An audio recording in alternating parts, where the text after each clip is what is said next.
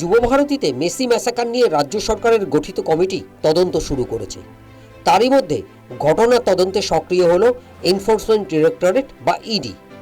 Lionel মেসির সফরের আয়োজনে কয়লা পাচারের কালো টাকার ছায়া থাকতে পারে বলে সন্দেহ কেন্দ্রীয় সংস্থার। জানা গেছে, মেসি সফরের আয়োজক সংস্থাটি কয়লা কাণ্ডে ইডির স্ক্যানারে আছে। যুবভারতী কাণ্ডে এনফোর্সমেন্ট কেস ইনফরমেশন রিপোর্ট দায়ের করে কেন্দ্রীয় সংস্থা তদন্ত করতে চলেছে বলে খবর।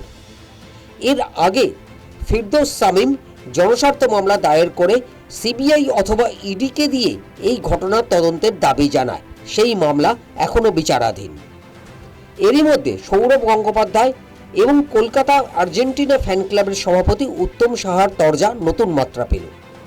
যুবভারতী কাণ্ডে ইচ্ছাকৃতভাবে তার নাম জড়িয়ে মিথ্যা এবং মানহানিকর মন্তব্য উত্তম সাহা করেছেন বলে অভিযোগ করেছেন প্রাক্তন ভারতীয় অধিনায়ক। বৃহস্পতিবার আর্জেন্টিনা ফ্যান ক্লাবের সভাপতির বিরুদ্ধে 50 কোটি টাকা মানহানির মামলা দায়ের করেছেন তিনি। শুক্রবার উত্তম শুধু উত্তরই দিলেন না, আয়োজকদের অ্যাডভান্স হিসেবে 100 কোটি টাকা কে দিল তা নিয়েও প্রশ্ন তুললেন। তার নিশানায় যে সৌরভ, তা বুঝতে বাকি থাকে না কারোর। সৌরভকে আমি খুব বেশি বড় ভাবতাম, বড় শিল্পপতি, কিন্তু ওর মানহানি কেসে ওই 50 কোটি টাকা এত যে ভ্যালু ওর কম, এটা আমার জানা ছিল। আমরা এখানে সৌরভ গাঙ্গুলিকে উল্লেখ করতে চেয়েছি। সৌরভ গাঙ্গুলির একদম মানে সবচেয়ে কাছের যেটা শতদ্রু, মানে ওর কথা ছাড়া ও মানে জল খায় না, এরকম সবাই জানে সেটা। তাই সেখানে প্রশ্ন ছিল যে উশৃঙ্খল হয়েছে, হয়েছে, সেটা তো বলেছি।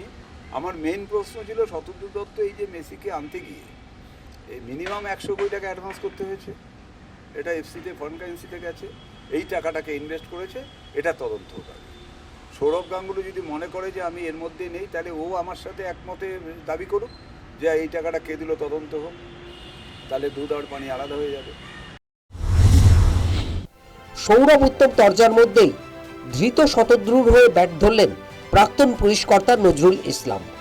ঘটনার দায় রাজ্য সরকারের উপর চাপিয়ে দিয়েছেন তিনি।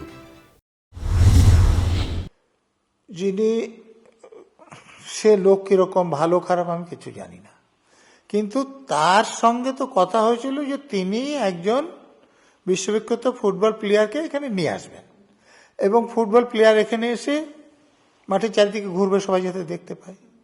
তিনি এসে বল শট করে দেখাবেন, তিনি ছেলেদের সঙ্গে কথা বলবেন।